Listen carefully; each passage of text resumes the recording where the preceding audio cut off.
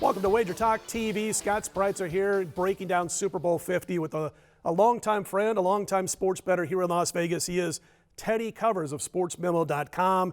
Great follow on Twitter at Teddy_Covers. And Teddy, absolutely the busiest week right there with the opening couple of weeks of March Madness. So we appreciate you taking the time. We still got a couple of days before we can come up for air. Definitely like having you down here talking your thoughts, both side, total, Super Bowl props, and all of the above. Thanks for joining us. Well, thanks for having me. Look forward to our video. Absolutely. We used to do a Friday radio show together, which was one of my favorite hours of the week, that we'd sit and talk all things sports from a betting perspective. You know, Teddy, we're going to cover a lot, as I mentioned, only about 400 props or so from which to choose. So we'll get a couple of those from you. We saw nothing but Carolina at the betting window until Wednesday of Super Bowl week, which was interesting because I was talking with Matt Holt of CG Technologies on Wednesday night. If we would have talked and done these videos on Tuesday, we'd have a lot different things to talk about than what we have on Thursday, because that line was 6. And there was a lot of talk of it maybe getting to 6.5. But since then, we've seen that number come down to 5.5, even 5 over the last 48 hours. Your thoughts from way back before the conference championships were played, and you could have laid 2.5 at Carolina all the way up to when it got to 6. And I agree 100% with your sentiment that if you shot a video earlier in the week, as I did, and I said, this line gets to Denver +7, Denver +7 is worthy of a wager. Obviously, at this stage, it's not going to hit Denver +7. I mean, there's no chance. But there's somehow or other this perception that Carolina's wildly overvalued here, and that the money poured in on Carolina, and that's silly money, and that it shouldn't have poured in on Carolina. And I want to ask you this. At what point this season has Carolina been priced correctly? You know, they've been undervalued all the way through. Denver hasn't. Carolina has. And yeah, they just kicked the tar out of 2 pretty good teams. Now, you can make the case that, Carson Palmer's butthole was so tight in that game that anybody but a beaten, Arizona. That's possible. And you can make the case that, Seattle was just spent after the game they should have lost to Minnesota, where, you shank a field goal in the frigid conditions, and they were just spent by the time they went, and you saw it in the first half. So maybe Carolina's success is a little bit overrated, and they're not quite as good as they're supposed to be. There's an argument you can make there. But there's an equal argument you can make that, the Panthers should be a touchdown here, more. That is certainly based on the eye test, and that's what people are betting when it comes to Super Bowl, is the eye test. Carolina's beaten the you-know-what at them. I've already sworn twice on this. I should probably not. I was going to say, you're talking about buttholes and what comes out of them, but, go for it. But I think there's a legitimate case that you can make for Carolina in that regard. And that the line movement from 2.5 at the beginning of the game to 3 up to 3.5, and I call 3.5 the opener. I mean, at the close of the championship games, it was pretty much 3.5 at most books. Then it got bet up to 4, and then Westgate, the super book, hung a 5.5, and that, boom, the markets just saw that as where this number's going. And on Sunday night, they don't want to be wrong. They got to get it to a place where they're comfortable in terms of the bookmakers, where they're comfortable having it, and that's exactly what happened when that line spiked. But again, that wasn't stupid money. That wasn't books doing, well, we kind of think that was. But as I said a minute ago, Denver at +7, at +7, you have to look at Denver. You asked about Carolina, when have they been overvalued this year? When you look at this football team, general or public perception across the board, non-betting sports media, to the guy living down the street who's, doing brain surgery for a living or whatever. The bottom line is that guy, he's an exclusive neighborhood, by the way. Neighborhood. But when you look at that, their thought is, the majority is that offensively, we don't think this way, but offensively, Cam Newton's doing this on his own. That's not the bettor's perspective. That's the.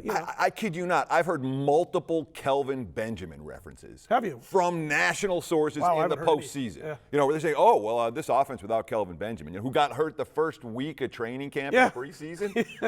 And it's like they found some weapons, but I don't think people recognize how good this Panthers offense has been, and certainly some of it's the defense. Sure. The defense. They always talk about the defense for Carolina, but Well, they lead the league in takeaways. They lead the league in turnover margin, and that's the defense certainly helps in that regard. Absolutely. In both of those aspects. Turnover margin. I got to write that down. Check on defense. But the bottom line, I mean, this team scored 31 plus, like, 16 times their last 18 games or something. I mean, they've been putting up points every single week, and they've been doing it with a wide variety of weapons. Right. But of course, I'm always flipping back to the other side on it. You look at Denver, the Carolina teams coming into the Super Bowl off a 30-plus point win, terrible, straight up and against the spread. Teams off after scoring 40 or more, terrible and against the spread.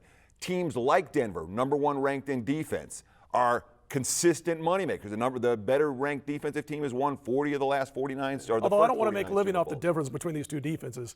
When it comes to defensive efficiency, they're as good as it gets, both of them. I don't disagree with that. That being said, both defenses have some cracks right now. Oh, they do. I mean, the Panthers lost 2 of their top 3 cornerbacks. Sure. And Denver's got, a very banged up. I mean, a lot of guys are going to play, right, but their safety core is nowhere near 100%. Yep. Well, let me do this. Let's get to a couple of props. We only got a couple of minutes left here. As folks can tell, we did a Friday show. They gave us 60 minutes. We took 90 or 120. Generally. We tried. A couple of prop talks here. If you like Carolina, do you still, even though it's gone up a little bit on Cam Newton's MVP status, $140, $150, do you still look to play Cam as an MVP if you're recommending something to somebody if they do like Carolina? Well, here's the thing.